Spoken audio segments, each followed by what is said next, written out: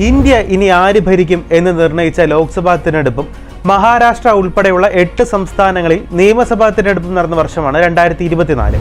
കഴിഞ്ഞ കാലങ്ങളിലെ തിരഞ്ഞെടുപ്പുകളെ അപേക്ഷിച്ച് 2024 കണ്ട ഏറ്റവും വലിയ സവിശേഷത രാഹുൽ ഗാന്ധിയുടെ നേതൃത്വത്തിലുള്ള പ്രതിപക്ഷ കൂട്ടായ്മ മുന്നോട്ട് വെച്ച ഭരണഘടനാ സംരക്ഷണം എന്ന ആവശ്യമായിരുന്നു. ഇതോടൊപ്പം തിരഞ്ഞെടുപ്പ് കമ്മീഷൻ, എൻഫോഴ്സ്മെന്റ് ഡയറക്ടറേറ്റ്, CBI ഉൾപ്പെടെയുള്ള ഭരണഘടനാ സ്ഥാപനങ്ങളെ ആയുധമാക്കി മോദി സർക്കാർ അധികാര ദുർവിനിയോഗം നടത്തുന്നു എന്ന ആരോപണവും ഉയർന്നു കേട്ടിരുന്നു. ഭരണഘടനയുടെ ആമുഖത്തിൽ ഉറപ്പിച്ചു പറയുന്ന ആശയങ്ങളായ മതനിരപേക്ഷത, തുല്യത, സാഹോദര്യം തുടങ്ങിയ മൂല്യങ്ങളെല്ലാം തന്നെ നിരന്തരം ചോദ്യം ചെയ്യപ്പെടുന്ന തരത്തിലുള്ള ആരോപണങ്ങളും പ്രതിപക്ഷത്തിന്റെ ഭാഗത്തു നിന്ന് ഉയർന്നു കേട്ടു.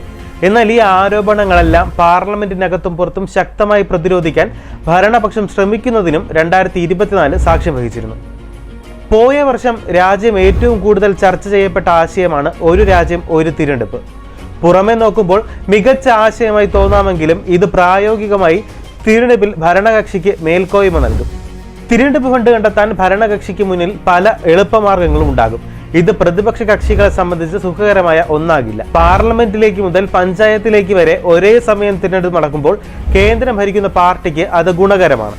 ഇതിനെല്ലാം പുറമെ ഓരോ സംസ്ഥാനത്തെയും പ്രശ്നങ്ങളും ആവശ്യങ്ങളും സാഹചര്യങ്ങളും വ്യത്യസ്തമാണ്. ഒറ്റ തിരഞ്ഞെടുപ്പ് വരുന്നതോടെ ഈ സാഹചര്യങ്ങളും വലിയ വെല്ലുവിളി നേരിടും. തിരഞ്ഞെടുപ്പ് ഫണ്ടുമായി ബന്ധപ്പെട്ടും കഴിഞ്ഞ വർഷം ഒട്ടേറെ പ്രശ്നങ്ങളുണ്ടായിരുന്നു. കോർപ്പറേറ്റുകളിൽ നിന്ന് രാഷ്ട്രീയ പാർട്ടികൾക്ക് ലഭിച്ചിരുന്ന കണക്കില്ലാത്ത തിരഞ്ഞെടുപ്പ് ഫണ്ടുകളുടെ കാര്യത്തിൽ സുപ്രീം കോടതി ശക്തമായ നിയന്ത്രണങ്ങൾ ഏർപ്പെടുത്തി.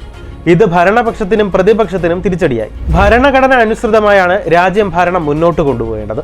എന്നാൽ സ്ഥാപനങ്ങളെ ഉപയോഗിച്ച് ഇത് അട്ടിമറിക്കാൻ ഭരണകൂടം ശ്രമിക്കുമ്പോൾ അത് വലിയ പ്രതിഷേധങ്ങളിലേക്ക് ചെന്നെത്തുകയാണ്.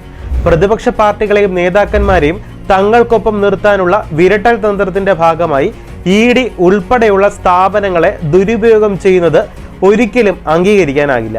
2024 ഒരു പതിവ് കാഴ്ചയായിരുന്നു ഇത്.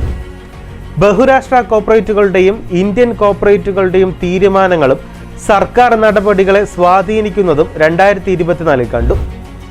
കർഷക സമരം പോലുള്ള ചെറുത്തുനിൽപ്പുകളുമായി സാധാരണക്കാർ രംഗത്തേക്ക് വരുമ്പോൾ അതിശക്തമായി അവരെ അടിച്ചമർത്താനുള്ള നടപടികളാണ് സർക്കാരിന്റെ ഭാഗത്തു നിന്നുണ്ടായത്.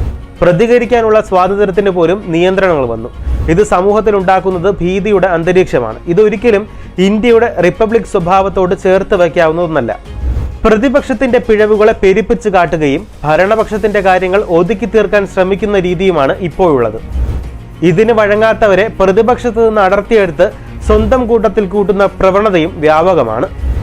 ഭരണകക്ഷിയോടൊപ്പം ചേർന്നാൽ അതുവരെയുള്ള എല്ലാ കേസുകളും പെട്ടെന്ന് അവസാനിപ്പിക്കുകയും മോഹവിലയുള്ള പദവികൾ അവരെ തേടി എത്തുകയും ചെയ്യും. ലോക്സഭയിലെ പ്രതിപക്ഷ നേതാവ് രാഹുൽ ഗാന്ധിയുടെ പാർലമെന്റ് അംഗത്വം പോലും ചോദ്യം ചെയ്യപ്പെടുന്ന തരത്തിലേക്ക് ഭരണപക്ഷം നട്ടം തിരിച്ചിരുന്നു. മണിപ്പൂരിൽ ഉൾപ്പെടെയുണ്ടായ പ്രശ്നങ്ങൾ പരിഹരിക്കാൻ സർക്കാർ വേണ്ടത്ര താല്പര്യം കാട്ടിയില്ല. നഷ്ടപ്പെട്ട ഭരണഘടനാ മൂല്യങ്ങൾ തിരികെ പിടിക്കാനുള്ള ആഹ്വാനവുമായാണ് രാഹുൽ ഗാന്ധി ഉൾപ്പെടെയുള്ള പ്രതിപക്ഷ MPമാർ ഇത്തവണ സത്യപ്രതിജ്ഞ ചെയ്തത്. പ്രധാനമന്ത്രി നരേന്ദ്രമോദിയും ഭരണഘടനയെ തൊട്ടുവന്നിച്ച ശേഷമാണ് അധികാരം ഏറ്റെടുത്തതെന്നതും മറക്കാനാകില്ല. കേന്ദ്രവും സംസ്ഥാനവും തമ്മിലുള്ള പാലമാണ് ഗവർണർ എന്ന ഭരണഘടനാ പദവി. എന്നാൽ സംസ്ഥാന ഭരണങ്ങൾ അട്ടിമറിക്കാനുള്ള സമാന്തര സംവിധാനമായി ഈ പദവിയെ വ്യാപകമായി ദുരുപയോഗം ചെയ്യുന്നതിന് 2024 സാക്ഷ്യം വഹിച്ചു. കേന്ദ്രം ഭരിക്കുന്ന പാർട്ടിയുടെ ഏജന്റായി മാത്രം ഗവർണർ പ്രവർത്തിക്കുന്നത് ഒരിക്കലും അംഗീകരിക്കാൻ കഴിയില്ല. ഒരു അധികാര കേന്ദ്രം എന്നതിനപ്പുറം സാധ്യതകളുടെ ഒരിടമായി രാജ്ഭവനുകൾ മാറേണ്ടതുണ്ട്. ഭരണഘടനയുടെ സംരക്ഷകൻ എന്നറിയപ്പെടുന്നത് സുപ്രീം കോടതിയാണ്. എന്നാൽ അവിടെയും ചില വ്യതിയാനങ്ങൾ സംഭവിക്കുന്നതായി ആരോപണം ശക്തമാണ്. സുപ്രീം കോടതി ഉൾപ്പെടെയുള്ള കോടതികളുടെ നിഷ്പക്ഷതയും ഇവിടെ ചോദ്യം ചെയ്യപ്പെടുന്നു. ജഡ്ജിമാരുടെ നിയമനങ്ങളെപ്പറ്റി പോലും ചോദ്യങ്ങൾ ഉയർന്നു. പലപ്പോഴും ജഡ്ജിമാർ രാഷ്ട്രീയ നേതാക്കളോട് സന്ധി ചെയ്തുകൊണ്ട് വിധിന്യായങ്ങളിൽ പോലും ചില പൊരുത്തക്കേടുകൾക്ക് വിധേയമാകുന്നതും നമ്മൾ കണ്ടു. ഇതിലൂടെ കൂടുതൽ ഒത്തുതീർപ്പ് വിധിന്യായങ്ങൾ സംഭവിക്കുന്നു. ഇത് പോയ വർഷം പലപ്പോഴും ചോദ്യം ചെയ്യപ്പെട്ടിരുന്നു.